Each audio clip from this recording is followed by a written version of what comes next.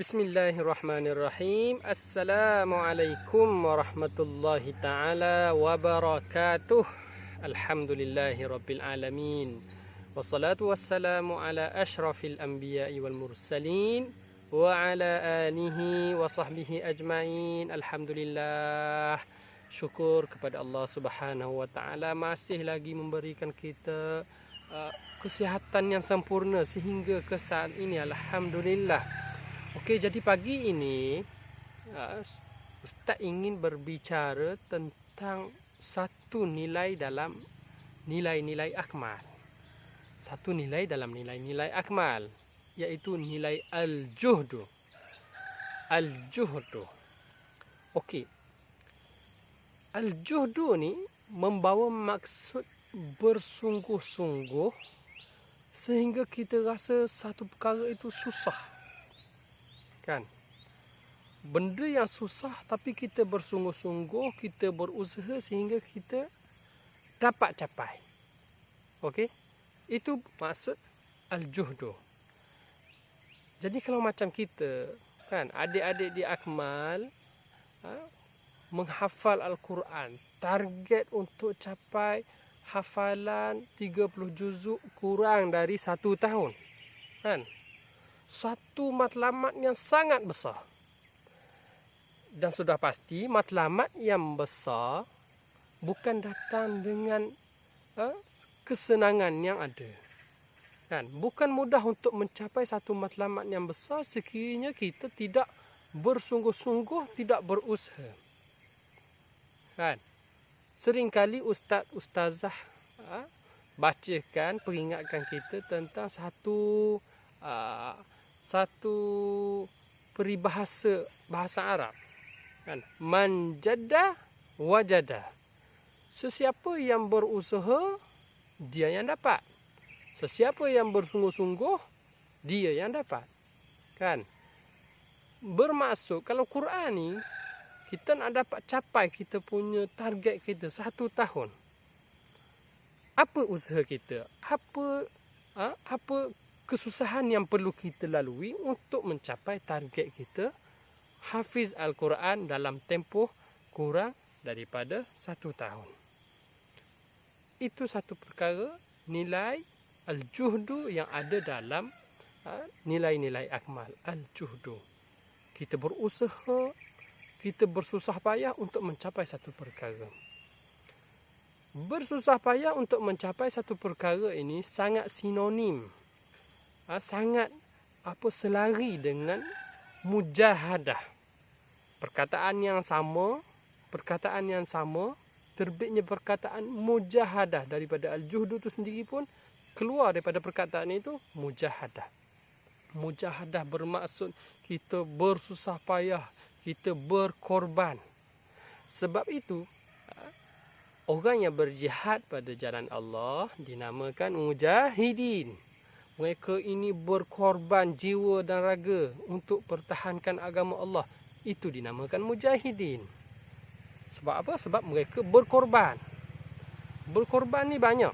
Tak semestinya kalau awak menghafal Al-Quran, bukanlah kita ni seperti mujahidin yang berada di medan perang. Bukan ya. Tapi mujahidin, mereka itu martabat lebih tinggi. Tapi kita dalam ruang lingkup kita seorang penghafal Al-Quran. Apa mujahadah kita dalam masa kita menghafal Al-Quran? Okey. Bila mana kita panggil mujahadah, bersusah payah dalam menghafal Al-Quran, apa yang susah? Kan? Susah kita bila menghafal, kita terpaksa korbankan masa kita bersama keluarga. Adik-beradik tengah bermain kat ruang tamu, kita duduk dalam bilik kita mengaji Al-Quran. Kita bermujahadah, kita bersusah payah meninggalkan kesenangan yang seketika tu untuk kita menghafal Al-Quran. Kan? Memang rasa dengki kadang-kadang tu kan. Rasa dengki bila tengok adik-beradik relax je. Duduk dalam rumah, pergi main situ, tengok TV apa semua kan. Tapi kita kena duduk dalam bilik, ngaji Al-Quran, hafal Al-Quran, tasbih Al-Quran pula. Kan? Kita tinggalkan kesenangan yang sementara Kan, kesenangan bersama keluarga sementara untuk kita menghafal Al-Quran. Sebab apa? Sebab target kita untuk mencapai hafiz kurang daripada 1 tahun. Ini bukan target mak ayah. Ini bukan target adik-beradik. Ini target kita sendiri. Kita yang bila mana masuk ke akmal, kita yang nak hafal Al-Quran, kita yang nak jadi hafiz Al-Quran. Bukan adik-beradik, bukan mak ayah, bukan nenek, atuk ke semua, bukan. Tapi kita sendiri yang ingin jadi seorang hafiz Al-Quran. Nak tak nak, bila kita ingin capai satu perkara yang besar, kita kena berusaha. Kita kena berusaha dan kita kena bersusah payah. Itu adalah satu perkara yang kita perlu ada dalam diri kita. Berusaha, bersusah payah untuk mencapai hafiz Al-Quran. Bila mana kita kata berusaha, bersusah payah, ada satu perkara lagi. Bukan sekadar kita tinggalkan, kita korbankan kesenangan kita bersama keluarga. Bukan. Ada satu lagi, kita korbankan diri kita daripada mengikut hawa nafsu kita. Kalau ikut hawa nafsu kita rasa, malas nak hafal Quran. Kalau ikut pada nafsu kita, kan, rasa macam, tak apalah, buat apa nak tasmik? Ustazah bukan ada pun, kan? Ustazah bukan ada pun nak tengok saya hari-hari hafal Quran, tasmik Quran, tak ada, kan? Tapi kita korbankan kesenangan, kita korbankan kehendak nafsu kita kerana kita ingin mendapat satu benda yang lebih besar. Sebab Al-Quran adalah perkara yang sangat besar dalam Islam. Tak ada satu kitab pun dalam dunia yang dapat menandingi Al-Quran. Kan, walau awak baca dalam Al-Quran, ada Al-Quran mencabar orang-orang supaya datangkan 10 surah seperti ada dalam Quran. Datangkan satu surah seperti yang ada dalam Quran, tak mampu. Kan, sebab apa? Sebab Al-Quran itu adalah satu kalamullah yang diwahyukan kepada Nabi Muhammad. Bukan daripada kata-kata manusia, bukan daripada kata-kata Nabi Muhammad. Quran adalah daripada Allah Subhanahu Wa Taala. Sebab itu dia ada satu perkara, satu benda yang sangat mahal. Okey? Kita nak dapat Al-Quran bukan perkara yang mudah. Kan? Nak capai matlamat, target 1 tahun untuk hafal Al-Quran bukan satu perkara yang mudah. Tetapi perkara itu tidak mustahil. Al-Quran Allah Subhanahu Wa Taala turunkan kepada Nabi kita Muhammad sallallahu alaihi wasallam selama 23 tahun. Bukan 2-3 tahun, 23 tahun. Bayangkan. Al-Quran itu diturunkan secara satu ayat, 5 ayat, 10 ayat diturunkan sikit-sikit sehinggalah sempurna Quran itu sendiri. 23 tahun. Takkanlah kita nak capai target 1 tahun hafal Al-Quran, kita rasa benda tu benda yang mudah. Bukan. Kan? Takkan 23 Quran itu diturunkan kepada Nabi kita Muhammad sallallahu alaihi wasallam selama 23 tahun. Tapi kita nak dapat Al-Quran dalam masa 1 tahun dengan main-main. Tidak. Nabi sallallahu alaihi wasallam diturunkan Al-Quran itu sendiri tempoh sudah lama. Al-Quran itu sendiri turun pada Nabi pun dalam keadaan satu benda wahyu yang sangat berat. Kan? Nabi ada beberapa cara wahyu yang beberapa keadaan bila mana turun wahyu itu keadaan Nabi pada ketika itu. Kan? Keadaan yang paling berat apabila wahyu diturunkan kepada Nabi, sahabat cerita kan, bila mana wahyu diturunkan kepada Nabi, kalau Nabi sedang duduk di atas unta, kan, unta tu gebah, beratnya wahyu yang diturunkan ke atas Nabi kita Muhammad sallallahu alaihi wasallam. Wahyu satu benda yang sangat berat diturunkan kepada Nabi sallallahu alaihi wasallam. Ada keadaan lain bila mana wahyu diturunkan di musim sejuk sehingga kan Nabi berpeluh. Musim sejuk boleh berpeluh. Bayangkan, musim sejuk boleh berpeluh sebab menerima wahyu daripada Allah Subhanahu Wa Taala. Bayangkan. Ada satu ketika bila mana turunnya wahyu kepada Nabi sallallahu alaihi wasallam, kan? Nabi dengar satu bunyi macam bunyi lonceng yang sangat kuat. Kan? Kalau kita bila contohnya waktu tidur lah, kalau kita nak bangun tidur, kadang-kadang tu kita set jam, set telefon, dengar supaya bising, kejut kita, gerak kita.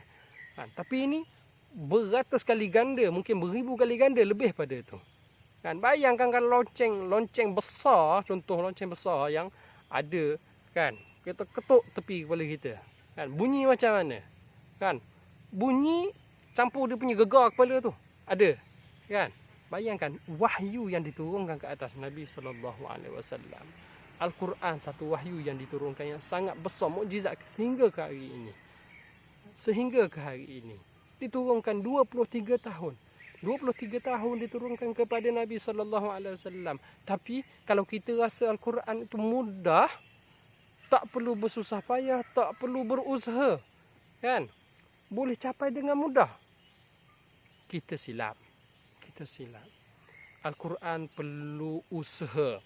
Al-Quran perlu mujahadah, pengorbanan untuk kita capai Al-Quran. Itu baru peringkat hafalan. Ada peringkat belajar apa isi intisari yang ada dalam Quran. Sebab Al-Quran itu satu ilmu.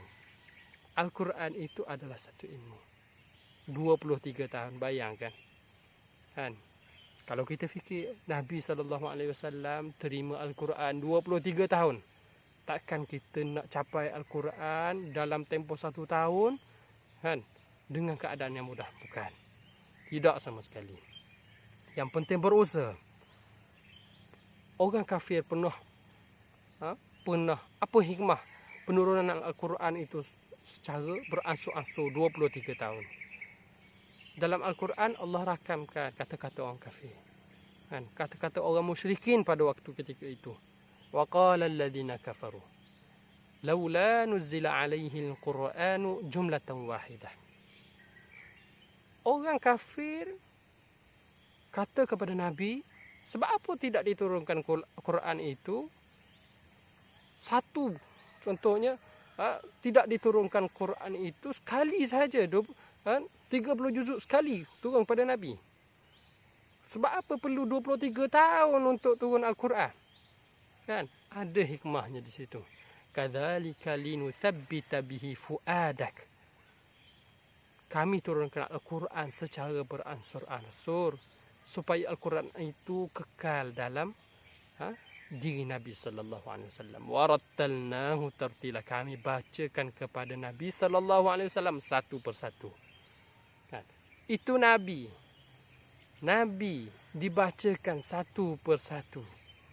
Takkanlah kita yang bukan Nabi, bila tasmid pada ustazah, tasmid pada ustaz, kita nak kalut, kan? Cepat-cepat nak tasmid, baca tidak menjaga tajwid, kan? Takkan kita nak jadi macam tu? Nabi pun dibacakan kepadanya warattalnahu tartila. Kami bacakan kepadanya secara satu persatu. Kan? Jadi terbaiknya kita ikut apa yang diajarkan kepada Nabi. Macam mana Al-Quran itu terima kepada Nabi, dibacakan dengan satu persatu. Kita baca Quran itu bila tasmid dengan ustazah satu persatu. Jaga hukum hakam Al-Quran, jaga tajwid Al-Quran. Sebab Al-Quran itu diturunkan kepada Nabi bukan dengan keadaan yang mudah, bukan diturunkan sekaligus. Ada ketika yang susah, diturunkan dengan keadaan yang Nabi sendiri pun menerima dalam keadaan susah, macam-macam. Kalau kita fikir macam tu, kita fikir kalau aku nak hafal Al-Quran, kalau aku nak dapat 30 juzuk Al-Quran, Nabi 23 tahun mendapat Al-Quran dalam keadaan yang susah, aku mesti berusaha untuk capai Al-Quran. Al-Quran dah siap satu mushaf depan mata aku. Yang aku perlu buat adalah hafal bersungguh-sungguh, korbankan masa aku dengan keluarga aku, korbankan masa main aku dengan adik-beradikku, korbankan masa masa senangku tengok TV, aku korbankan semua tu untuk mendapat hafalan Al-Quran, untuk mencapai target hafiz Al-Quran. Kita bersusah payah ni tak apa. Bersusah payah kita, berkorban kita kerana Al-Quran, kita dapat pahala. InsyaAllah kita dapat pahala. Sebab Allah Subhanahu Wa Taala melalui hadis Nabi memberitahu bahawa kita bersusah payah untuk mendapatkan satu ilmu, insya-Allah ganjaran adalah syurga. Man salaka tariqan yaltamisu bihi ilman sahalallahu lahu tariqan ilal jannah. Sesiapa yang melalui bersusah payah mencari jalan, melalui jalan untuk menuntut ilmu, nescaya Allah akan permudahkan baginya jalan untuk ke syurga. Bersusah payah kita, bersungguh-sungguh kita untuk menghafal Al-Quran, untuk membaca Al-Quran, untuk menjaga bacaan kita dalam Al-Quran tidak sia-sia. InsyaAllah Al-Quran itu akan menjadi syafaat bagi kita. InsyaAllah. InsyaAllah Al-Quran itu akan menjadi pelindung kita di hari akhirat nanti, insya-Allah. Jadi sekadar itu sahaja motivasi pada pagi ini. Kongsi-kongsi daripada ustaz pagi ini, insya-Allah moga kita mendapat manfaat. Ingat, usaha tangga kejayaan. Man jadda wajada, siapa yang berusaha dia yang akan dapat. Sekadar itu sahaja. Semoga semua anak-anak Akmal akan mendapat keberkatan daripada Allah dan mendapat manfaat sedikit daripada perkongsian yang Ustaz kongsikan pada pagi ini, insya-Allah. Wabillahi taufiq wal hidayah. Wassalamualaikum warahmatullahi taala wabarakatuh.